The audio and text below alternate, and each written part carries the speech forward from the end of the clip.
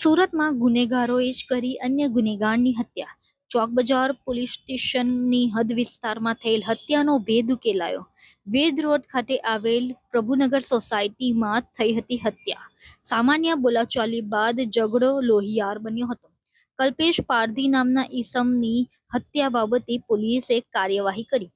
ગત 16 ઓગસ્ટના રોજ વેદ રોડ વિસ્તારમાં આવેલ પ્રભુનગર સોસાયટીમાં અજાણ્યા ઈસમો દ્વારા કલ્પેશ પારધીને ચપ્પુના ઘા મારી તેઓ નાસી ગયા હતા.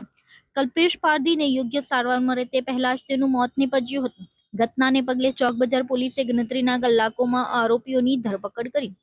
મૃતક અને આરોપીઓ વચ્ચે સામાન્ય બોલાચાલી થઈ હતી. સામાન્ય ઝઘડાએ ઉગ્ર સ્વરૂપ ધારણ કરતા આરોપીઓએ મૃતક પર ચપ્પુ વડે હુમલો કર્યો હતો.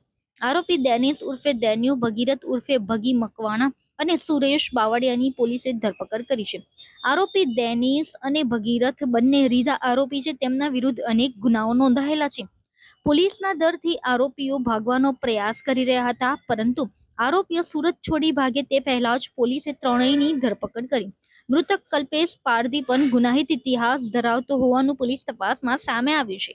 16 अगस्त की देर रात को चौक पुलिस स्टेशन विस्तार में प्रभु नगर नाम का एरिया है, जहां पर एक व्यक्ति कल्पेश जीवन भाई पारधी नाम का, जो अपने घर के बाहर कॉलोनी के गेट के पास बेंच पर बैठा था, तो एकदम से लगभग 11 बजे के आसपास एक मोटरसाइकिल पर 3 अजान्य व्यक्ति आते हैं, जो उस पर सडनली प्रहार करना शुरू करते हैं और उसमें से एक व्यक्ति चाकू का उपयोग करके उसके कमर के भाग और कमर से नीचे के हिस्से में चाकू से प्रहार करता है, जिसके कारण थोड़ी देर बाद उस व्यक्ति की मौत हो जाती है।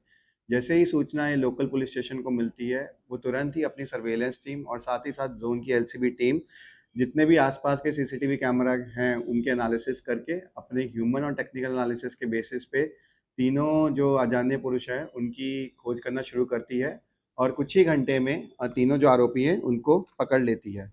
तो जो आरोपी हैं, उसका जो मेन आरोपी पहला जिसने प्रहार किया है, उसका नाम डेनिस उर्फे डेनियो है। 24 साल का है, फिलहाल कोई काम नहीं करता और वो कतरगाम में रहता है और उसका मूल वतन जो अमरेली है। दूसरा जो आरोपी है उसका नाम भगीरथ है, 22 साल का, और वो हीरा मजदूरी का काम करता है और वेद रोड का रहने वाला है और मूल वतन उसका गिर सोमनाथ है। और तीसरा आरोपी सुरेश बावलिया, 23 साल का, हीरा मजदूरी का काम करता है और कतरगाम में ही रहता है और उसका मूल वतन बोटाड है। ये तीनों आरोपियों के खिलाफ केस दर्ज किया गया है भारतीय न्याय संहिता सेक्शन 103(1), 54 और गुजरात पुलिस एक्ट 135 के तहत।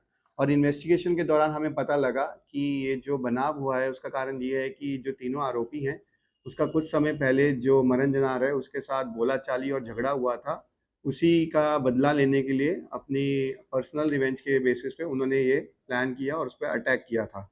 और जो हमारे तीनों आरोपी हैं, वो डेनिस, उसके ऊपर 16 गुना हैं पहले, जिसमें से मेजर प्रॉपर्टी ऑफेंसेस हैं और उसके ऊपर 3 बार पासा भी और 1 बार तड़ीपार की कार्रवाई कर दी गई है। दूसरा आरोपी भगीरथ, उसके ऊपर 7 पुराने गुना है, अगेन प्रॉपर्टी ऑफेंसेस, और उसके ऊपर भी 2 बार पासा की कार्रवाई की गई है। और जो तीसरा आरोपी सुरेश, उसका कोई क्रिमिनल रिकॉर्ड नहीं है। फिलहाल इन्वेस्टिगेशन जारी है और जो भी आरोपी से हमें सूचना मिलेगी वो हम मीडिया को प्रोवाइड करवा देंगे। जी सर, ये आरोपी सूरत छोड़ के भागने का प्रयास कर रहे थे? जी, जैसे ही ये बनाव बना, उसमें हमने जब सीसीटीवी का एनालिसिस किया, हमें उसमें और जो टोल टैक्स प्लाज़ा पे जो सीसीटीवी लगे होते हैं, उसको देखते हुए हमें पता लगा कि ये जो सूरत से बाहर निकलने की कोशिश कर रहे हैं, तो हमने इनको दोनों तरफ से कॉर्डनिंग की कोशिश की और इनके पास जब बाहर जाने का रास्ता नहीं था, तो इन्होंने वापस सोचा कि हम सूरत या किसी आस-पास के गाँव में छिप जाते हैं, परंतु लोकल पुलिस टीम की एक्टिवनेस के कारण इनके पास कोई चारा नहीं था और उन्होंने तुरंत उनको पकड़ लिया। तो मरना भी कोई क्रिमिनल ही था? जी, उसके ऊपर अलग-अलग 19 तरह के गुने हैं, जो शरीर संबंधित और प्रॉपर्टी ऑफेंसेस दोनों हैं। आखिरी गुना जो था वो 2024 का था और वो फिलहाल हीरा मजदूरी का ही काम करता था और रिसेंट टाइम में उसकी कोई क्रिमिनल एक्टिविटी नहीं थी, लेकिन पुराने समय में उसके ऊपर भी गुना दर्ज किए गए हैं। जी सर, 2 शातिर गुनहगार थे, किस कारण से उनकी बहस हुई थी? जी, जैसे मैंने बताया, कोई बहुत बड़ा मेजर रीज़न नहीं था और कोई भी लेती-देती का हमने बहुत इन्वेस्टिगेशन पता किया कि कोई फाइनेंशियल ट्रांज़ैक्शन, कोई पर्सनल रिवेंज, कोई फैमिली रिवेंज जैसी स्थिति हो, लेकिन उनकी आपसी ही बोलाचाली और झगड़ा था, जिसके कारण उन्होंने रिवेंज लेने के लिए प्रहार किया और इस प्रहार के दौरान जो इंजरी थी वो इतनी ज़्यादा हो गई कि अल्टीमेटली जो विक्टिम है उसकी डेथ हो गई।